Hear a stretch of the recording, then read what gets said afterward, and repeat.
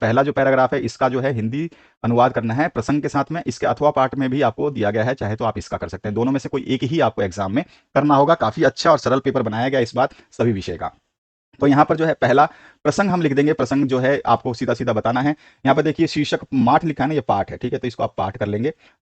अब देखिए ये जो प्रसंग है आपको बताना है कि प्रसंग में क्या लिखा जाता है कि जो प्रसंग है यानी कि जो यहाँ पर आपको पैसेज दिया गया, पैराग्राफ दिया गया है, दोनों ही, तो आप जब अलग अलग प्रसंग लिखेंगे, चाहे इसका लिखे या इसका लिखे, किसी का भी लिखें, तो आपको ध्यान रखना है कि कौन से पाठ से लिया गया है, कौन से पुस्तक से लिया गया है, इसके रचयिता कौन है, और साथ ही साथ जो है इसमें क्या व्याख्या की गई है, क्या बताया जा रहा है, बस इतना आपको प्रसंग में लिख देना है। तो जैसे हमने बता दिया यहाँ पर कि शेमुषी द्वितीय भाग से लिया गया है, जननी तुल्य वत्सला पाठ नामक शीर्षक से उद्धत लिया गया है, ठीक है। महर्षि वेद व्यास जरा जो रचित है, ठीक है ना, इसमें जो है महाभारत करत वन पर्व जो है उसमें से जो है इसका अंश लिया गया है। और इस अंश में जो है एक किसान के द्वारा दो बैलों से खेत की जुताई करने के हेतु ले जाने का तथा उसमें से एक दुर्बल बैल की अशक्तता तथा किसान द्वारा उसे पीड़ित करने का जो है वर्णन किया गया है। तो ये हमने समझा दिया कि पहले पैराग्राफ में जो है क्या बताया जा रहा है, फिर इसके हम अनुवाद कर देंगे। जो ये आपका संस्कृत में लिखा है इसको आपको हिंदी में अनुवाद कर देना है कि कोई किसान दो बैलों से खेत की जुताई करता था, उन दोनों बैलों में से एक शरीर से दुर्बल था और तीव्र गति से जाने में असमर्थ था, इसलिए किसान उस दुर्बल बैल को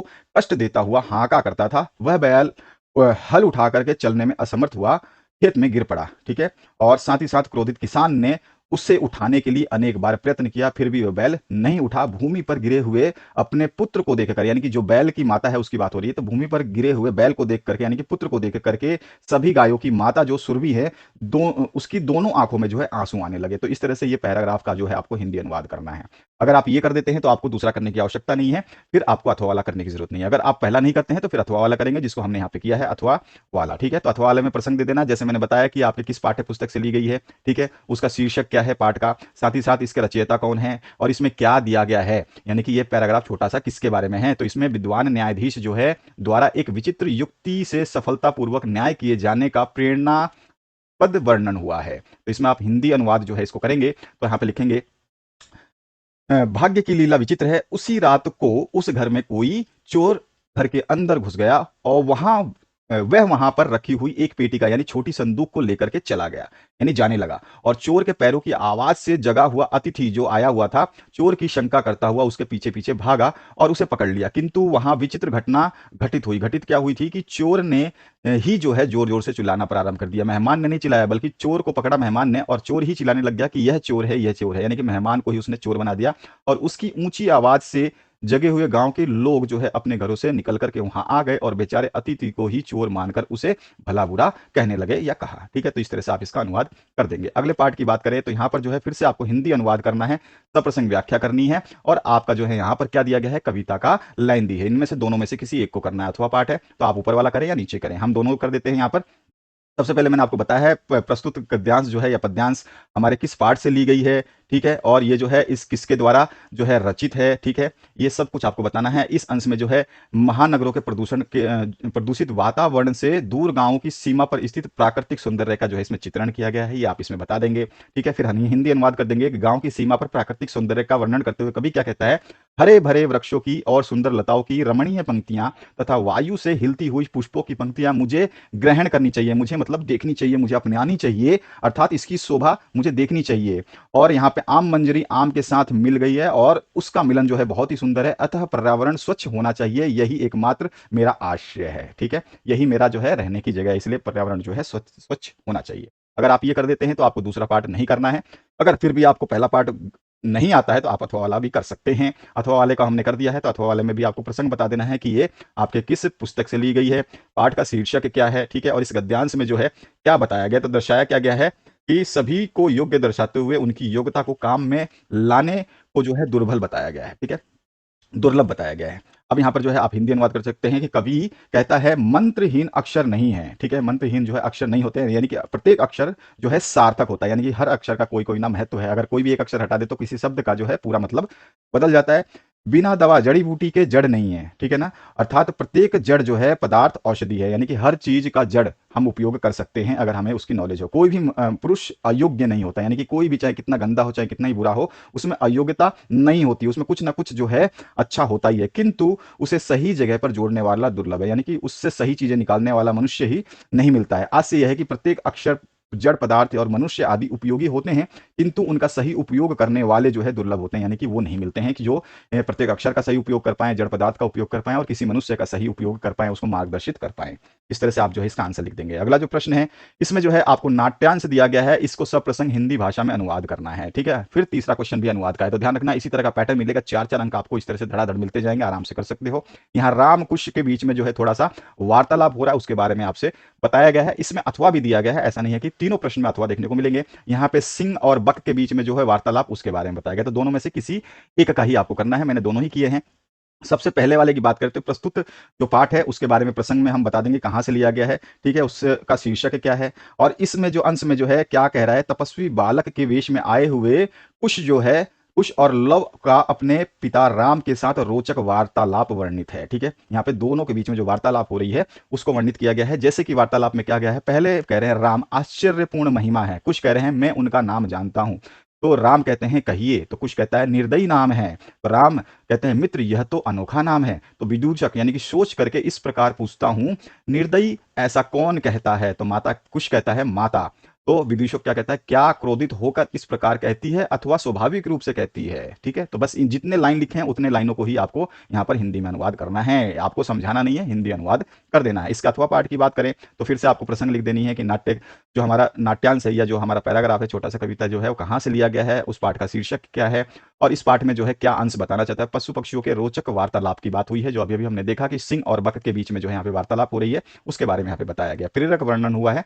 तो यहाँ पर देखिए हिंदी अनुवाद, सिंह क्या कहता है, चुप रहो तुम दोनों भी मेरे समान भक्षक हो ना कि रक्षक, ये वन के जीव भक्षक को रक्षक पद के योग्य नहीं मानते, इसलिए विचार विमर्श चल रहा है। हिंदी में अनुवाद कर देना है। बगुला क्या कहता है, सिंह महोदय के द्वारा सर्वथा उचित कहा गया है, वास्तव में सिंह के द्वारा बहुत समय तक शासन किया गया है, परंतु अब कोई भी पक्षी ही राजा बने ऐसा निश्चित किया जाना चाहिए। बगुला क्या कहता है कि राजा कौन बनना चाहिए, तो कोई पक्षी बनना चाहिए, इसमें जरा भी संदेह का जो है अवकाश नहीं है, यानी कि इसमें जरा सा भी संदेह नहीं है। तो सभी पक्षी जोर से जो बोलते हैं हाँ हाँ, कोई पक्षी ही वन का राजा बनना चाहिए। इस तरह से आप इसका हिंदी अनुवाद कर देंगे। अगले पार्ट की बात करते हैं, तो अगले पार्ट की बात करते हैं, तो इसमें चौथा पार्ट जो है आपका 2 अंक का है, और इसमें क्या है, आपको संस्कृत में भावार्थ लिख देना है। तो इस पहले वाले पार्ट का संस्कृत में भावार्थ लिखना है, इसके अथवा पार्ट में जो है आपका दूसरा वाला पार्ट है, इसका भी संस्कृत में भावार्थ लिखना है। एक ध्यान रखना है, केवल भावार्थ लिखना है, हिंदी में अनुवाद नहीं करना है। हिंदी में अनुवाद मैंने आपको समझाने के लिए किया है। ठीक है, आपको केवल पहली लाइन ही लिख देनी है, भावार्थ मतलब संस्कृत में केवल उसको समझा देना है कि लाइनों का मतलब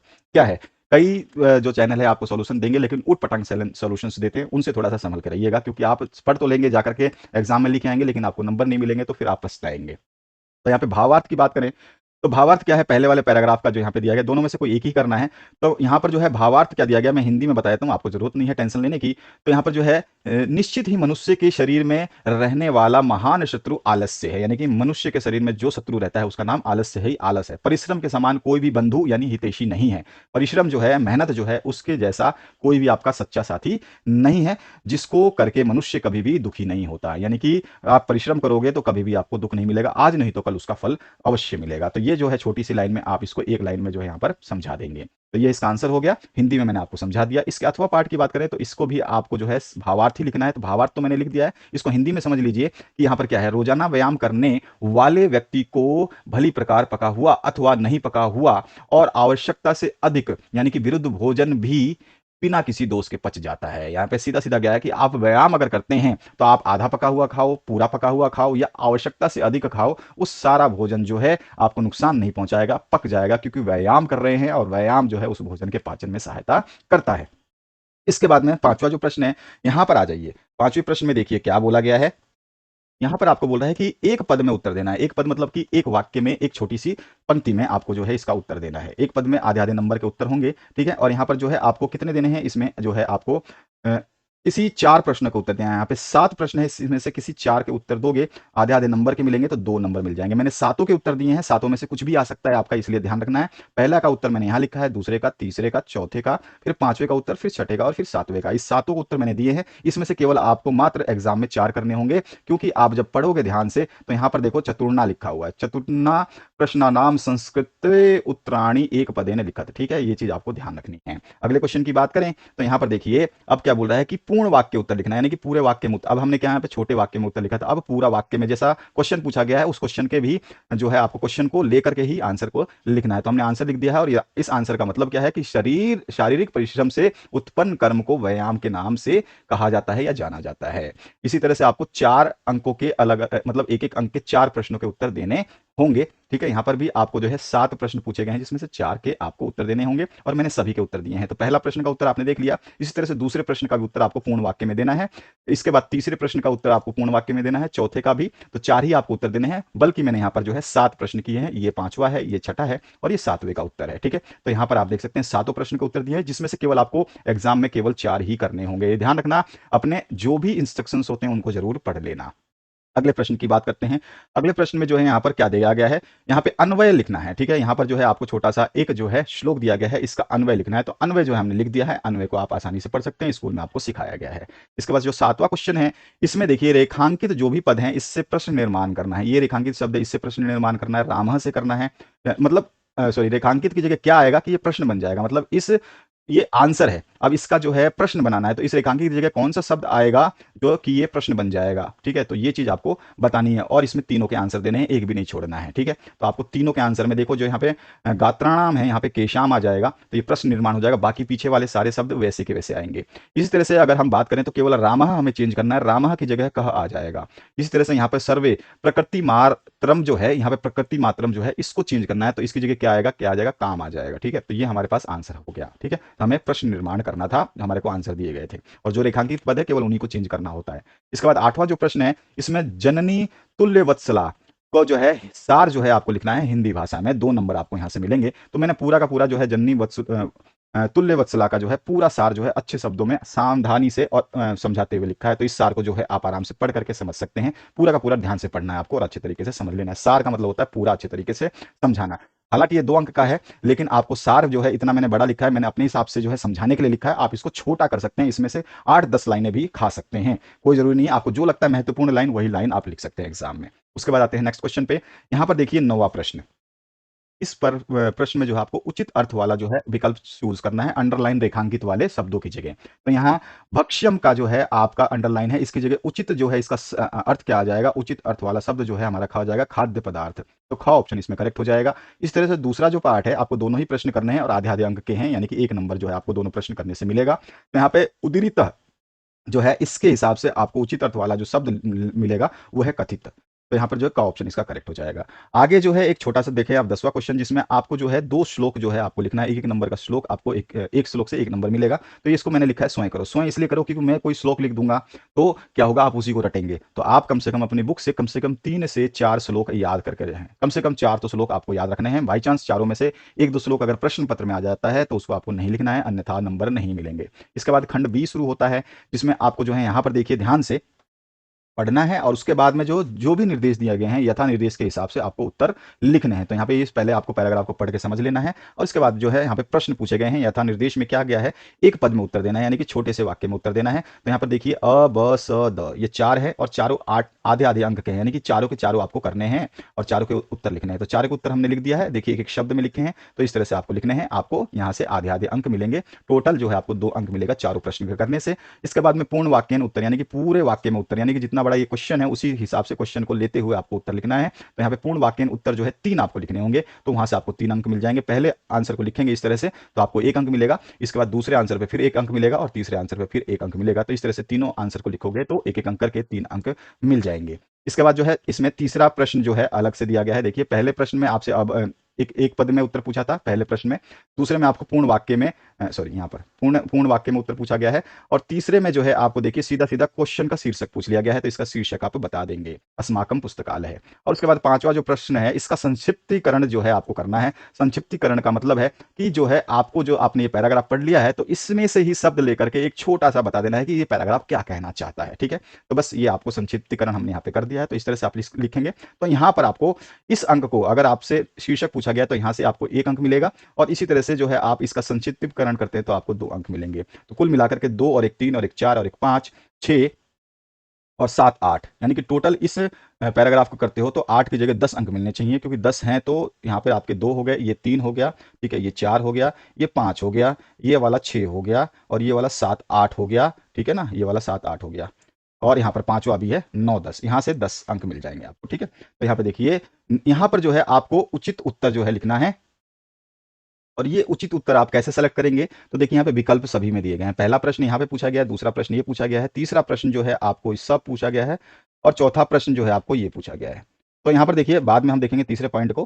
तो यहाँ पर देखिए, सबसे पहले जो ये पांचवा प्रश्न जो है, इस पांचवें प्रश्न में क्या बोला है कि आपको जो है यहाँ पे विकल्प दिए गए हैं, इसी के आधार पर जो यहाँ पर निर्देश दिए गए हैं उससे आंसर को सेलेक्ट करना है। तो पत्र पत्रिका इति कृत पदस्य गद्यांशे क्रियापदम किमस्ति, तो यहाँ पर जो किमस्ति, तो यहाँ पर जो है आपको पत्र पत्रिका वाला लाइन पढ़ना है, वहां पे आपको आयंती मिलेगा। तो देखो, पत्र पत्रिका जब भी आप देखोगे तो यहाँ पर देखो क्या है, इसका क्रियापद क्या है, आयंती, पत्र पत्रिका आया। तो यहाँ पर जो है इसका आंसर इस तरह से हम लिख देंगे, समझ में आ गया। इसके बाद में आदर्श इति विशेषण से गद्यांशात विशेषणम चित्वा लिखत, तो जो है आपको किसका आदर्श किसका है, तो ये पुस्तकालय का है। यहाँ पर आदर्श देखोगे आप, तो यहाँ पर जो है आदर्श का जो है आपको विशेष लिखना है, पुस्तकालय। विशेषण और विशेष आगे पीछे होते हैं, आपको पता ही है। तो यहाँ पर जो है आपका पुस्तकालय घ ऑप्शन करेक्ट हो जाएगा। अस्मिन इति सर्वनाम पद स्थाने संज्ञा पदम लिखा था, तो यहाँ पर जो है अस्मीन, तो यहाँ पर अस्मीन जो आप देखोगे तो पुस्तकालय मिल जाएगा आपको, ठीक है। तो यहाँ पर भी आपको अस्मीन जो है देखना पड़ेगा एक बार। यहाँ पर देखिए अस्मीन तो है, और यहाँ पे पुस्तकानी है, तो पुस्तकानी का यहाँ पे फॉर्म चेंज कर दिया गया, तो आपका जो पुस्तकालय हो जाएगा। तो यहाँ पे ग ऑप्शन करेक्ट हो जाएगा। इसके बाद जो है निंदा नाम इतस्य विलोम पदम गद्यांश चित्वा लिखा था, तो जो है निंदा करना प्रशंसा नाम, ये जो है गद्यांश में आपको मिल जाएगा, ये इसका आंसर हो गया। अब खंड स की बात करें तो खंड स में आपको यहाँ पर जो है संधि विच्छेद कर संधि नाम लिखत, तो आपको संधि विच्छेद करके संधि का नाम लिख देना है। तो पहला और दूसरा हमने बता दिया है। इसके बाद 13 क्वेश्चन जो है इसमें क्या करना है, आपको संधि करना है, ठीक है, और जो है संधि का नाम लिखना है। तो यहाँ पे कह प्लस अत्र का जो हो जाएगा वत्र, और यहाँ पे सत्यवद का हो जाएगा सत्यम वद। तो यहाँ पर जो है उत्व विसर्ग संधि है, और यहाँ पे अनुस्वार संधि है। इसके बाद जो नेक्स्ट पार्ट है, यहाँ पे पूछा गया है, आपको ध्यान रखना है कि जितना पूछा जाए उतना ही आंसर देना है। तो विग्रह करके जो है समास का आपको नाम भी लिख देना है। तो यहाँ पर जो है आपको जो अंडरलाइन वाले रेखांकित सब जो काले अक्षर में या फिर अंडरलाइन वाले दिख रहे हैं, इन सभी को जो है करना है, ठीक है। तो ये चीज आपको ध्यान रखना है। तो यहाँ पर जो है मैंने सभी के पहले में कर्मधारय है, दूसरे में तत्पुरुष है, अव्ययीभाव है, इस तरह से समास भी लिखना है, और उसका समास विग्रह भी आपका पद लिख देना है। इसके बाद जो नेक्स्ट पार्ट है उसकी बात करें, या तो हमको समास जो समस्त पद लिखना है, ठीक है, या तो विग्रह पद लिखना है, ठीक है। दोनों चीजें इसमें पूछा गया है, तो कोई भी आपसे जैसे पूछ रहा है उस हिसाब से आपको लिख देना है। और यहाँ पे विभक्ति बता देनी है, ठीक है। तो यहाँ पर जो है आपका कौन सा आ जाएगा इसमें, तो यहाँ पर आपका द्वितीय विभक्ति है, और यहाँ पे षष्ठी विभक्ति है, ठीक है। तो यहाँ पर हमने इसका आंसर लिख दिया है। इसके बाद में जो यहाँ पर कौन सा है, तृतीय विभक्ति है। तो ये चीजें आपको ध्यान से यूज करनी है। तो ये सारे आंसर्स नोट करेंगे। इसके बाद आते हैं नेक्स्ट क्वेश्चन पे। तो यहाँ पर जो है आप देख सकते हैं, यहाँ पर क्या पूछा गया है कि यहाँ पर जो है आपको ब्रैकेट में शब्द दिए गए हैं, ठीक है, और इस पद को जो है, इसमें जो पद आएगा इन शब्दों को मेल से उसको जो है रिक्त स्थानों की पूर्ति में डाल देना है। तो यहाँ पर जो है हमने देव प्लस तल है तो देवता आ जाएगा यहाँ पर, और शिव प्लस शानम आ जाएगा, क्योंकि यह शिव माना है। तो यहाँ पर इस तरह से जो है इसका आंसर लिखना है। इसके बाद जो नेक्स्ट क्वेश्चन है, रिक्त स्थान की पूर्ति में जो है आपको यहाँ पर मंजूषा जो दिए गए हैं इसी को भरना है। तो पहले में ए, दूसरे में खलु, तीसरे में अपी आ जाएगा, ठीक है। यहाँ पे 4 मंजूषा है और 3 भरने हैं, यानी कि आपको पता नहीं है कि इसमें से एक नहीं भरना है, जो कि गलत है। उसके बाद जो नेक्स्ट क्वेश्चन है, इसमें आपसे सीधा सीधा क्या बोला गया, उपसर्ग शब्द जो है उसको आपको अलग करना है। तो इसमें आपका निर उपसर्ग है और इसमें आप उपसर्ग है। इसके बाद जो नेक्स्ट क्वेश्चन है, आपको तत् शब्द से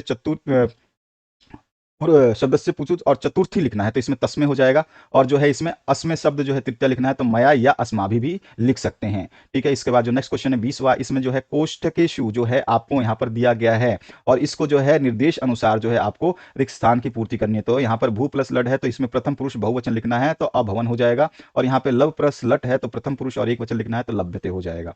इसके बाद में यहाँ पर जो है संख्या वाचिक शब्द जो है संस्कृत में लिखना है, 117 को और 521 को आपको स्कूल में अच्छे तरीके से सिखा दिया होगा। खंड द की बात करें तो जो है आपको राज्य के आदर्श उच्च माध्यमिक विद्यालय में जो है आप 10वीं के छात्र हैं राकेश, और जो है आपको पिता जो है निर्धन है, इसके लिए जो है आपको शुल्क माफी के लिए प्रार्थना पत्र लिखना है। अथवा में अगर आप वो प्रार्थना पत्र नहीं लिखना चाहते तो यहाँ पे मंजूषा दिए गए हैं, 1st 2nd 3rd 4th 5th 6th 7th 8th 9th 10th यानी कि 10 यहाँ पे आपको रिक्त स्थानों की पूर्ति के लिए यहाँ पर रिक्त स्थान भरने हैं। तो मुझे आप कमेंट सेक्शन में बताएंगे कि इसमें जो है आप रिक्त स्थान में कौन सा शब्द क्या भर रहे हैं, अगर आप अच्छे से इस पेपर को सॉल्व कर चुके हैं तो, या फिर सॉल्व करना चाहते हैं तो मैं कमेंट में इस क्वेश्चन का इंतजार करूंगा। और अथवा वाले इस वाले पार्ट का जो है हम आंसर लिख देते हैं। तो देखिए इसमें क्या है, आपको सेवा में लिख करके सीधा प्रधानाचार्य महोदय जो उसमें विद्यालय का नाम बोला है वो आपको लिखना है, विषय बता देना है, दिनांक लिख देना है, महोदय लिखते हुए अपनी आप बीती बता देनी है। उसके बाद में आज्ञाकारी शिष्य जो आपको राकेश बताया है, कक्षा 10वीं बताया है, वो सब आपको लिख देना है।